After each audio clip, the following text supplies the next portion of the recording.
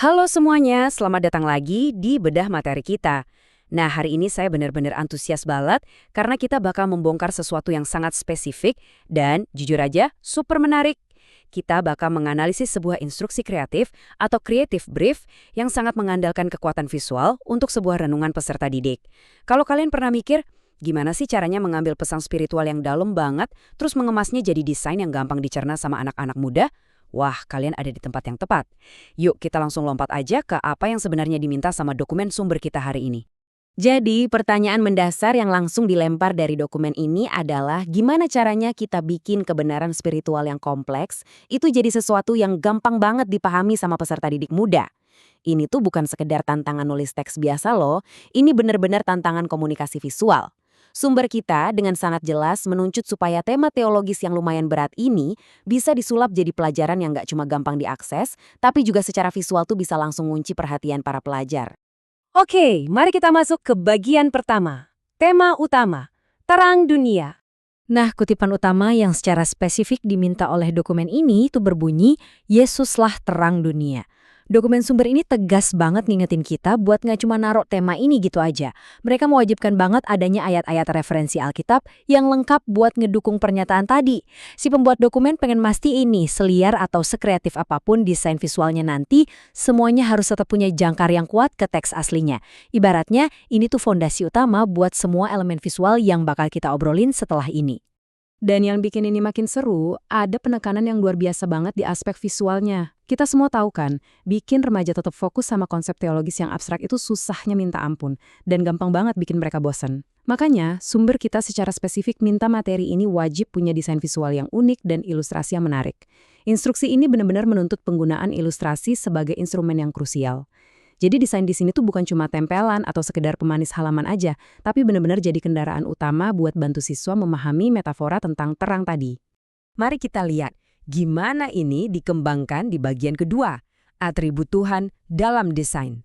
Sumber ini membedah instruksinya dengan sangat rapih. Coba kita lihat. Di satu sisi, kita punya ikon untuk jalan kebenaran dan terang dunia yang berbicara soal arah dan pencerahan. Terus di sisi lain, kita ngelihat ada ikon untuk penuh kasih dan pribadi yang kudus. Tiap-tiap atribut ini tuh berfungsi layaknya faset atau pantulan cahaya yang berbeda dari si terang utama yang tadi kita bahas. Pembuat instruksinya pengen supaya siswa bisa ngelihat subjek ini dari berbagai sudut pandang yang kaya banget, tentunya lewat bahasa visual ya. Nah, poin yang paling krusial tuh ada di dua elemen ini, penuh kasih dan pribadi yang kudus. Dengan mewajibkan masuknya sifat-sifat spesifik ini sebagai ikon untuk tema latar belakang, dokumen ini pada dasarnya lagi ngebangun sebuah kompas spiritual dan moral buat para siswa. Ini tuh ngebantu banget buat ngasih bukti ke pelajar kalau terang tersebut punya karakter yang spesifik, yaitu cinta kasih yang tanpa batas dan kekudusan moral. Visualisasi ini sengaja dirancang buat ngejembatanin konsep keilahian yang tinggi jadi sesuatu yang jauh lebih personal dan bisa diresapi langsung sama target audiens kita. Sekarang kita beralih ke bagian ketiga, tanggung jawab untuk memelihara. Dan ini dia, perbandingan ini mengilustrasikan dengan sangat brilian apa yang sebenarnya pengen dicapai sama dokumen ini. Coba deh perhatiin, di sisi kiri kita punya Tuhan penuh kasih, yang mana ini adalah sifat dasar keilahian yang lagi diajarkan. Tapi coba lihat pasangannya di sebelah kanan, tanggung jawab memelihara. Sumber teks kita tuh cerdas banget nempatin aksi nyata manusia ini sebagai kelanjutan logis dari tema-tema sebelumnya. Ini adalah pesan konkretnya, aksi nyata yang diminta dari pelajar. Terang itu nggak cuma buat dilihat dari jauh aja, tapi terang itu menuntut para siswa buat merespons dengan punya rasa tanggung jawab dan kepedulian terhadap lingkungan atau sesama di sekitar mereka. Lanjut ke bagian 4 ya, fokus pada peserta didik. Yuk kita bedah alur pedagogis yang secara langsung terinspirasi dari instruksi ini. Langkah pertama, siswa melihat dan berinteraksi sama ilustrasi dan ikon latar belakang yang udah didesain semenarik mungkin tadi. Terus, masuk ke langkah kedua. Lewat alat bantu visual itu, mereka pelan-pelan bisa mencerna dan nangkep tema teologis yang dalam tanpa ngerasa lagi digurui atau diceramahi. Nah, puncaknya di langkah ketiga. Pemahaman itu akhirnya memicu aplikasi di dunia nyata, yaitu kesadaran akan tanggung jawab untuk memelihara. Jadi visual yang unik itu sama sekali bukan sekedar bonus ya, melainkan mesin penggerak utama yang ngebimbing siswa dari awal mula mereka tertarik menuju pemahaman yang solid sampai akhirnya berujung di aksi nyata.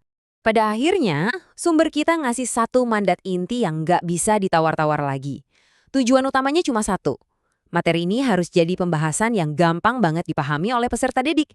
Segala kerumitan soal tema terang dunia, berbagai macam ikon atribut keilahian, sampai tuntutan buat bertanggung jawab tadi, semuanya harus diramu dengan super harmonis. Kenapa? Ya supaya keseluruhan pelajaran ini gampang banget dicerna. Karena jujur aja, kalau desain yang dibikin udah estetik banget tapi peserta didiknya malah kebingungan nangkep pesannya, ya berarti desain itu gagal menuhin kriteria paling utama dari dokumen yang lagi kita bedah hari ini. Ini ngebawa kita ke satu pemikiran akhir yang menarik banget. Setelah kita sama-sama ngelihat gimana dokumen sumber ini dengan sangat piawai merajut desain visual yang unik, kedalaman teologi, dan aksi nyata dalam satu tarikan nafas, pertanyaannya sekarang, bagaimana terang ini akan memandu tanggung jawab kita hari ini?